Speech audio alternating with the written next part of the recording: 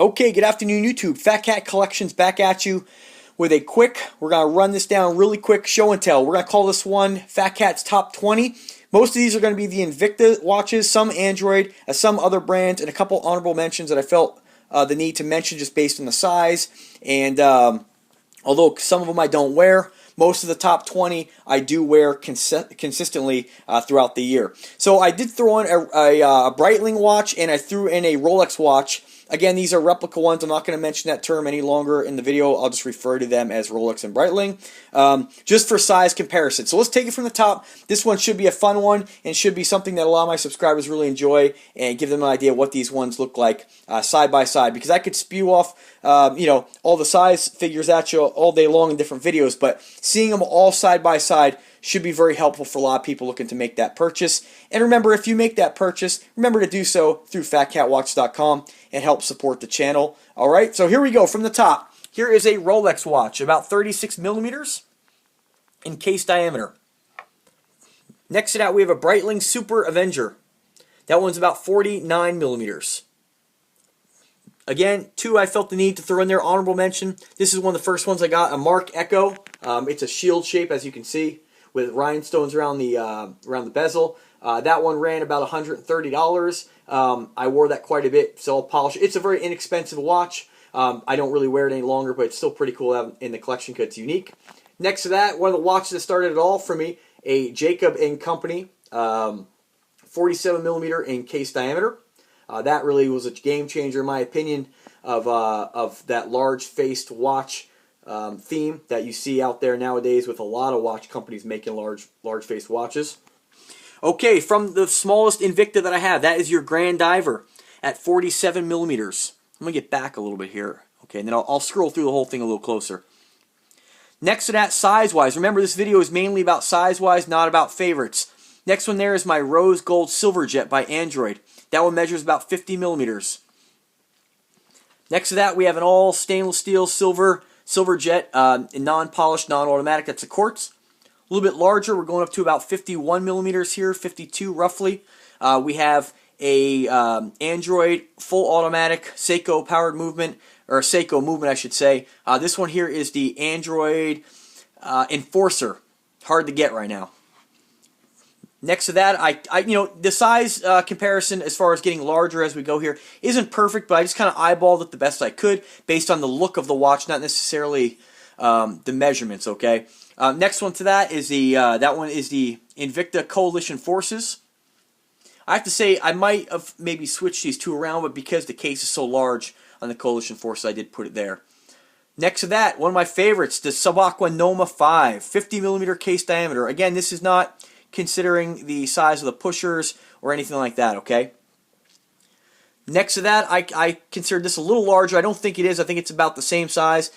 This one here is your Subaqua Noma 3. They measure that at 50 millimeters as well. Next to that, going up the line here, let me get down a little bit here so you can see the face. Your Invicta Hydromax. A little bit larger as we go. I believe it's about 52 millimeters. This is your Invicta Zeus Bolt. Jumping down a little more, we're going to have three of the same watches coming up, the same model. This is your Invicta Venom. This one here is done obviously in the black and rose tone. Then we have the very first Invicta I ever purchased, the 5730 Invicta Venom. That's a quartz. Moving on up, we have the Invicta Venom 2. You can see the bezel differences between the two of those. It's just slightly larger, but ever so slightly. Just a beautiful watch, very hard to get right now. Go up the line a little bit larger. I consider this a little bit larger only because the case is so big on it. This is your Android Millipede. And that is automatic as well. Jump the line, one of the largest watches that I've ever purchased before I found Invicta's. This one is your Diesel Big Daddy, or Super Badass, depending on where you buy it. The name changes a lot. I'm not really sure what it's called, but that was one of my favorites for a long time. Now jumping up a little larger, now we get into the big boy Invictus. The biggest Invictas that they make are coming up here, okay? This one here is you're going to see four of these. I love the watch so much. This is your Invicta Grand Octane or Grand Arsenal, depending on where you buy it from. That one's done in all silver. Is that the all silver? Yeah, all silver. Again, same watch, same size. This one's measuring 58 millimeters at the bezel. And that's pretty comparable to the Diesel watch as well. So if you have a Diesel watch and you're thinking, oh man, I love this big watch thing, it's a no-brainer. Look at the difference. I mean, get the Coalition. Again, another Coalition Forces done in the, I'm sorry, not Coalition, excuse me, the Grand Arsenal. Another Grand Arsenal done in the yellow tone and silver. And again, jumping up to another one. These are all 58 millimeter versions. Done in the rose and silver, mother of pearl face, baby blue.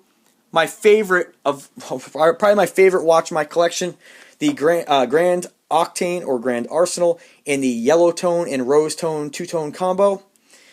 And getting a little larger and thicker, of course. These are going to be the last two biggest watches Invicta makes. Again, 58 millimeters at the bezel on this next one here. This is your Sea Hunter, done in a rose tone and silver with a baby blue mother of pearl. And the Mac Daddy, the biggest watch that Invicta makes. This is what I've called the Sea Hunter 3. It is just still a Sea Hunter. However, I've named it Sea Hunter 3 because the changes they've made to the watch, I feel like it's worthy of having its own name. And you can see the difference between the original Sea Hunter, which you can still get, and the new one is that they've changed, putting color aside, they've changed the bezel. They made that kind of gear edge bezel. They've changed the face to be like this 3D multi-layer face. And of course you have a gigantic crown protector, which is really really nice to keep that crown protected in the event you bunk it or something like that. The other crown sticks out quite a bit. So that is one of my favorite watches right there. That one right there is probably one of the watches that most people on my channel want to hear the most about. But all these watches are beautiful. They are all wonderful. And those are the biggest watches that Invicta makes right there. Those are the top ones right there. The Grand Octane and Grand Arsenal. So what I'm going to do now is just kind of hover over the top a little bit so you get a little more detail of what they look like. I know this is a little shaky, and I know this is going a little bit fast, but again, this is not a detailed video review.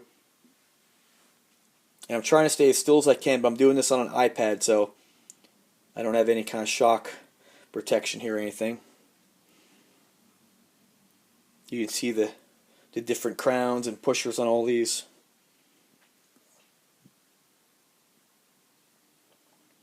And the little teeny Rolex. And I'm going to get back a little bit here so you can kind of get an idea what they look like from a distance. All the way up the food chain, folks.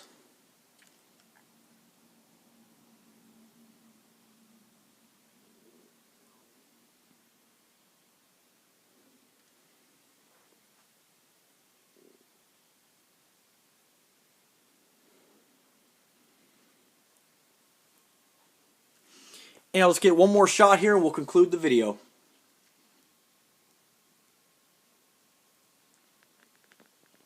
And again, I apologize, that's shaky, but that's what I'm working with here.